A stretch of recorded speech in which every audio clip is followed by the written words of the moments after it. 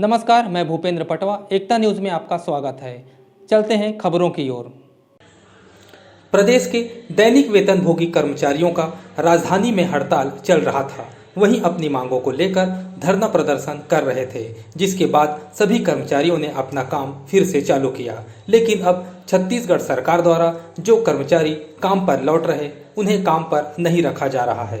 इधर मंत्रालय में पदस्थ दैनिक वेतनभोगी देवेंद्र वानखेड़े ने सुसाइड कर लिया, जिसे कर्मचारियों ने शहर के घड़ी चौक में श्रद्धांजलि अर्पित की और छत्तीसगढ़ सरकार के खिलाफ जमकर नारेबाजी भी की।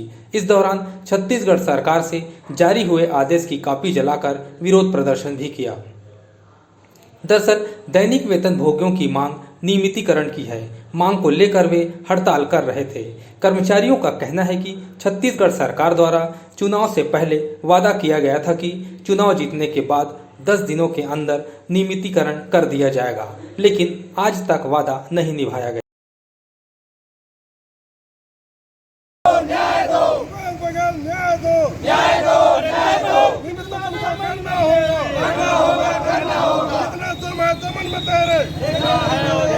अरे कितना दम है दमन में तेरे, अरे जोर जुल्म की टक्कर में,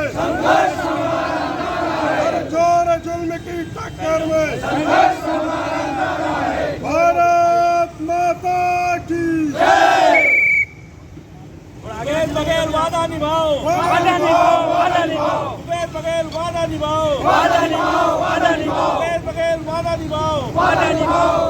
कर्मचारी एकता जिंदाबाद, जिंदाबाद, जिंदाबाद, इंकलाब जिंदाबाद, जिंदाबाद, जिंदाबाद, दैनिक वेतनभोगी कर्मचारी संघ जिंदाबाद, जिंदाबाद, जिंदाबाद, हमारा संघर्ष जिंदाबाद, जिंदाबाद। होश में आओ, होश में आओ, भूपेश बघेल वादा निभाओ, वादा निभाओ, वादा निभाओ, कर्मचारी एकता जिंदाबाद, जिंदाबाद, जिंदाबाद, कर्मचारियों भविष्य से खेलना बंद करो, बंद करो, बंद करो, भूपेश बघेल मुर्दाबाद, मुर्दाबाद, मुर्दाबाद, भूपेश बघेल होश में आओ, होश में आओ, होश में आओ, कर्मचारी एकता जिंदाबाद, जिंदाबाद, जिंदाबाद, भूपेश बघेल होश में आओ, होश में आओ, होश में आओ, दम है कितना दमन में तेरे,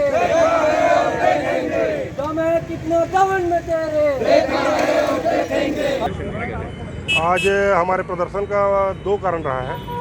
कल छत्तीसगढ़ सरकार के द्वारा समान प्रधान द्वारा एक आदेश जारी किया गया है कि जो दैनिक वेतनभोगी लंबे समय से काम पर नहीं आ रहे हैं या आंदोलन पर हैं, उनको कार्य से पृथक करके दूसरा दैनिक वेतनभोगी कार्य पर नियोजित किया जाए।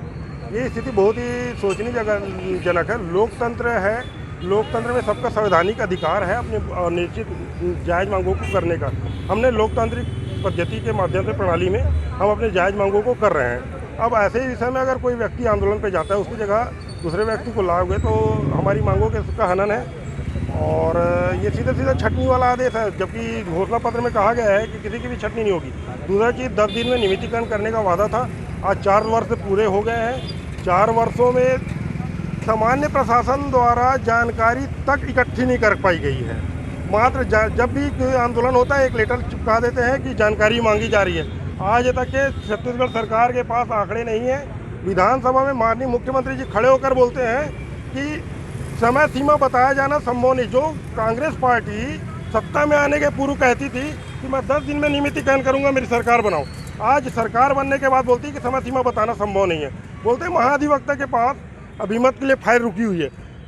रायपुर से मैं इस आपके माध्यम से ये पूछना चाहता हूँ, रायपुर से बिलासपुर की दूरी कितनी है? एक सवाल तालाब है, आधा घंटे का काम है, इतने लोग प्रताड़ित हैं। आज इंद्रावती में एक हमारे काम करते थे, देवेंद्र भाई करके हैं, वो वाहन चालक के पद पर, उनको कार्य से पृथक कर दिया गया। अब वो काम मांगने गए, संचालक महोदय से बात करने गए, बात नहीं बनी, आज इंद्रावती में फांसी लगा के खत्म हो गया। आज की ताज़ा तरीन घटना है। उनको श्रद्धांजलि देने के लिए और जो तानाशाही जो आदेश जारी हुआ है सामान्य प्रशासन विभाग के द्वारा, उसके विरोध के लिए आज हम आए हैं।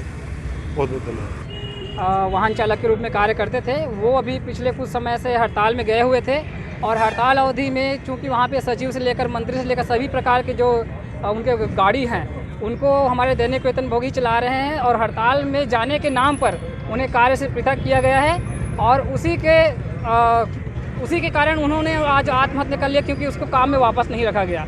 उन्होंने जो उनका हड़ताल अवधि में तो वेतन भी नहीं मिलता है, तो घर की जो आर्थिक परिस्थितियां हैं उन सभी चीज़ों से वो बहुत घबराए हुए थे और इन्हीं कारण उन्होंने आज आत्महत्या कर लिया है। आज हम उनको श्रद्धांजलि अर्पित कर रहे हैं और शासन ने 9 सितंबर 2022 को एक आदेश जारी किया हुआ है जिसमें उन्होंने कहा है कि कोई भी अगर कर्तव्य से अपना अनुपस्थित पाया जाता है तो उन्हें कार्य से पृथक किया जाएगा और उसके बदले में नए कर्मचारी रखा जाएगा।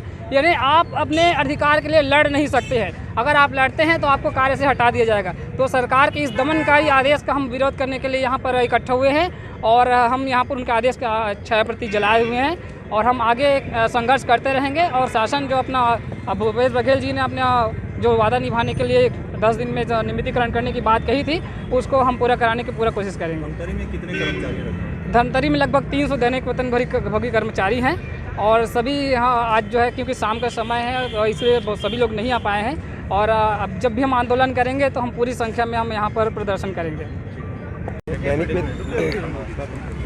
मिनट आपका परिचय बताइए। विकास दास मानीपुरी PWD। हम लोग दैनिक वेतन भोगी कर्मचारी हैं। हम लोग देर रात 10 घंटा 6 घंटा काम करते हैं। भूपेश सरकार जब आया तो क्या बोला 10 दिन में नियमितीकरण करेंगे। आज 4 साल हो गए हैं, किसी का नियमितीकरण दूर की बात, वो क्या बोलता है कि दैनिक वेतन भोगी को भगाओ, लेटर अभी निकाला है और विभागीय वाला उसके चक्कर में एक जन अभी फांसी लगा लिया।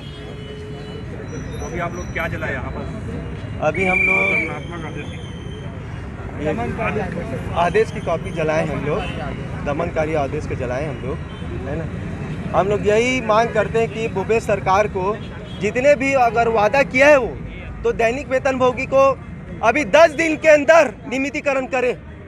आदेश को आप किस प्रकार से देखते हैं? देखिए, भारत देश की खूबसूरती लोकतंत्र है और इस लोकतंत्र को आप देख रहे हैं, लोकतंत्र में अपनी अपनी बातें रखने का सबको अधिकार है। दैनिक वेतन भोगी जो कर्मचारी हमारे बंधु यहाँ खड़े हैं, चुनाव के पूर्व भूपेश बघेल और TS बाबा ने घोषणा की थी राहुल गांधी के सामने में कि हम सरकार बनने के 10 दिन के अंदर इनको नियमित करेंगे और आज 4 साल होने की है, इनकी कोई मांगों को नहीं समझा गया है, न समझा गया है, न कहीं रखा गया है। ऐसे में ये अपनी बातों को रखने के लिए हड़ताल किए और हड़ताल के लिए आगे बढ़े और अपनी बातों को रखने के लिए विभागों में जा रहे हैं, माननीय भूपेश बघेल जी के पास जा रहे हैं, लेकिन इनकी कोई सुनवाई नहीं हो रही है। और जो आज आदेश निकला है वो तानाशाही आदेश है।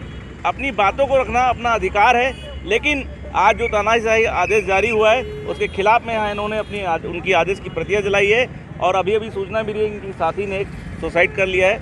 मैं उनको श्रद्धांजलि देता हूँ और इन भाइयों से अपील करता हूं कि आप भी अपने अपने संयम को रखते हुए अपनी मांगों को रखें, ऐसा कोई कदम न उठाएं। भूपेश बघेल के खिलाफ लड़ रहे हैं और आगे भी लड़ेंगे, हम उनके साथ में खड़े हैं, कदम से कदम मिला खड़े हैं। भूपेश सरकार को इनको नियमित करना ही पड़ेगा, उन्होंने अपना वादा निभाना ही पड़ेगा।